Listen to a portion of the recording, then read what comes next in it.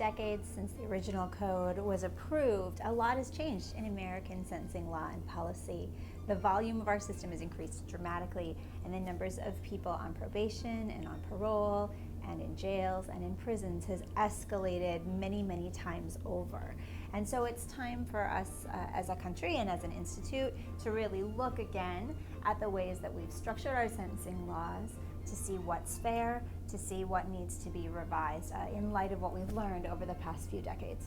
Traditionally, when people have thought about criminal sentencing and the theory and the policy of criminal sentencing, they've thought about it from the point of view of someone who's committed a first offense. What should someone get for a murder? What should the sentence be for a sexual assault? What should the sentence be for a property or a drug crime? And the reality is that 2/3 of the defendants who come forward for sentencing have criminal records, have past convictions, often quite a few of them. And the amount of thought that goes into the effect of criminal history has not been nearly as great or as deliberate as the thought about, well, what should the punishment be for a manslaughter?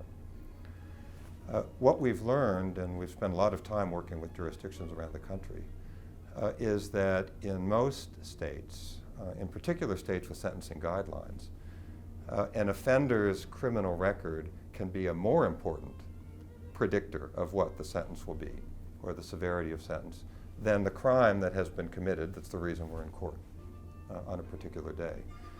In some jurisdictions, we see criminal history increasing prison terms by a factor of 2 or 3.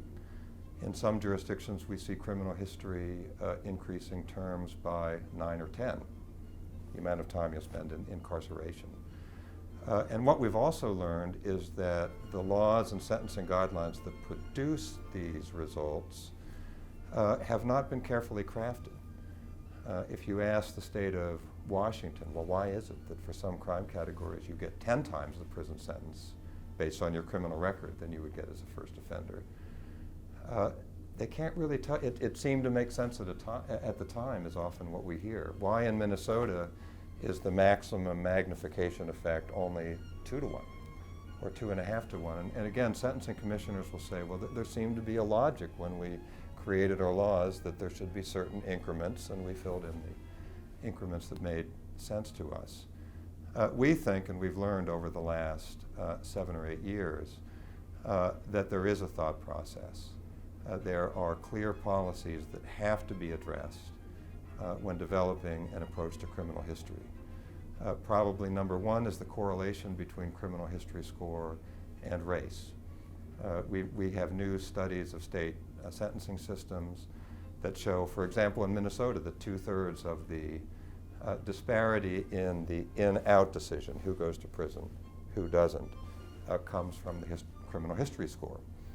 No one knew that the effect was that large until research of just several years ago.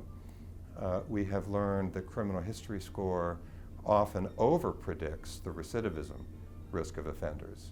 So many people equate past offending with likelihood of future offending. Seems natural enough. It's often correct, but it's often incorrect, so that we are overshooting the mark in terms of punishment or incapacitation that's really necessary.